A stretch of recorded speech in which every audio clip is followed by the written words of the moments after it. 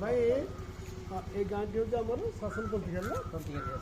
बहुत एटा नामजदा गाँ यार मानते शिक्षा खाली शिक्षा ना प्रशासक मान द्वारा अब विचार विभाग जब झारखंड पुणी चीफ जस्टिस ये गाँव गाँव गोटे मान्यता अच्छी गौरव अच्छी भाई आपन ना है हेमंत कुमार होता आप कौन करती पुरोहित गाँव सहित चाष काम करती भाई कहले ये जो बर्तमान तो देखुं धान तो अमल चली समय भल हो लक्ष्य हो कि गोटे लोक गोटे भूल अभ्यास चली लोक किसी माने जमीर फसल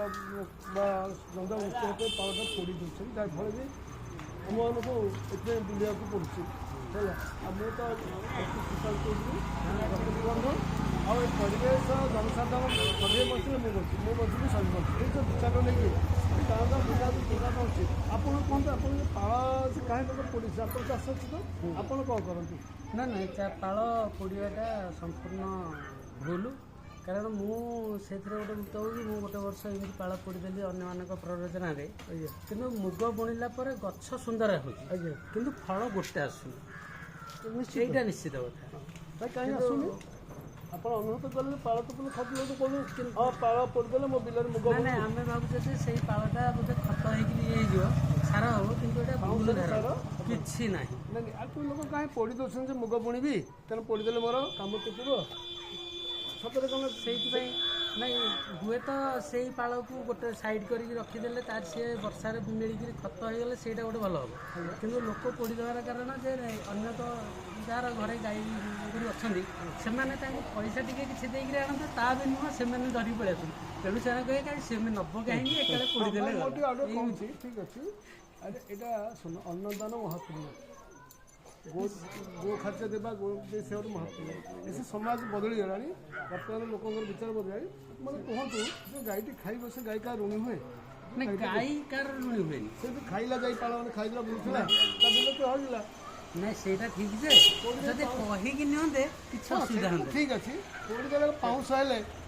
निया या द्वारा परिवेश में बहुत दूषित होछि बहुत बहुत परिवेश नष्ट होला से भी ता बिलर भी नष्ट हो जे ये कोडी देला ओ घर मुसा आले खाइदेला बुली घर निया लगे देली जदी जहा जा एटा होछि बिल टिके खाइगला तो तଳ उछा नहीं गला कोडी जा तो तोर संपूर्ण बिलर उर्वरता कमी गला माटी पड़ी गला आ वर्ष वर्ष शिफ्टिंग कर देबे तब कौन हम ना ना কিন্তু এইটা নিশ্চিত কথা যে যদি পাଳଟାକୁ ଗୋଟେ ପଟେ ସାଇଡ୍ ରଖିକି ବର୍ଷା ପରେ ମିଳିଗଲା ପରେ ତାକୁ ବିଛେଇ ଦେଲେ ସାରା ସେ ବହୁତ ବଢ଼ିଆ ନିଶ୍ଚିତ ଆରେ ଆମ ସାର ଗୋଟେ ବଢ଼ିଆ ଆମେ ୟୁରିଆ ପକଉଛୁ ୟୁରିଆ ପକେଇବା ପଡ଼ିବ ନାହିଁ ୟୁରିଆ ଦରକାର ନାହିଁ ଆମେ ରାସାୟନିକ ମୁକ୍ତ ହେଲେ ଜଞ୍ଜାଳ ମୁକ୍ତ ହେଲେ ହଁ ସେଇଟା ଠିକ୍ ଅଛି ଭାଇ ଆପଣ ହେମନ୍ତ ଭାଇ ଆପଣ ନିଜେ ଅଙ୍ଗେ ଲିଭେଇଲେ ବୁଝିଲେ ମୁଁ ତ ନିଜେ ଚାଷ ଘର ଛୁଆ ହେଲେ ବି ଚାଷ ସିଧା ଚାଷୀର କଥାଟାକୁ ଆପଣମାନେ ଉପସ୍ଥାପନ କରୁଛି ଯେ ଏଇଟା ଚାଷଙ୍କ ସମସ୍ୟା ପ୍ରଦୂଷଣ ସମସ୍ୟା ଲୋକ ପିଡ଼ିଆ ହେଉଛି ସାର କରୁଛନ୍ତି ବ୍ଲାକ୍ ହେଇଗଲା ପାଟି କରୁଛନ୍ତି ୟାର ଏଇ ଗୋଟେ ପାଳ ପଡ଼ିବାର ମାନସିକତା ମୁଣ୍ଡରୁ ଦୂରେଇବା ଦରକାର ଲକ୍ଷ୍ମୀ ମାତ୍ରେ ଲକ୍ଷ୍ମୀ ଆଣିଛୁ ପାଳ ଆଣି ଧାନ ଆଣିକି ପୂଜା କରୁଛେ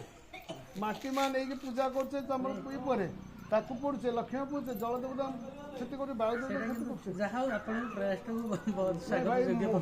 ତ ମୋତେ କିଏ କହିନି ମୁଁ ବହୁତ ଶ୍ରଦ୍ଧାରୁ ମୁଁ ବଞ୍ଚିବାକୁ ଚାହୁଁଛି ତୁମେ ବଞ୍ଚିବାକୁ ଚାହୁଁଛ ମୋ ବିଚାର ହେଲା କାରଣ ଆମେ ସମସ୍ତେ ମୁଁ ବଞ୍ଚିଲେ ଦୁନିଆ ବଞ୍ଚିବ ଆମେ ସମସ୍ତେ ସମସ୍ତେ ଭାବନ୍ତି ପୃଥିବୀ ମା ଆମକୁ ଯେଉଁ ଉପହାର ଦେଇଛନ୍ତି ଭଗବାନ ଆମର ଗୋଟେ ସୌଭାଗ୍ୟ ସୁନ୍ଦର ସ୍ଥିତି ଚାଲନ୍ତୁ ଆମେ ସମସ୍ତେ ମିଳିମିଶି ରକ୍ଷା କରିବା ଏବଂ ଆମେ ବି ରକ୍ଷା କରିବା ଧନ୍ୟବାଦ ଭାଇ ଆଉ ଏ ବାର୍ତ୍ତାଟି ଯେ ଆମ ସମସ୍ତଙ୍କ ପାଖରେ ପହଞ୍ଚନ୍ତି ଏଇଟା ଗୋଟେ ଅନୁରୋଧ ଧନ୍ୟବାଦ ଭାଇ ହଉ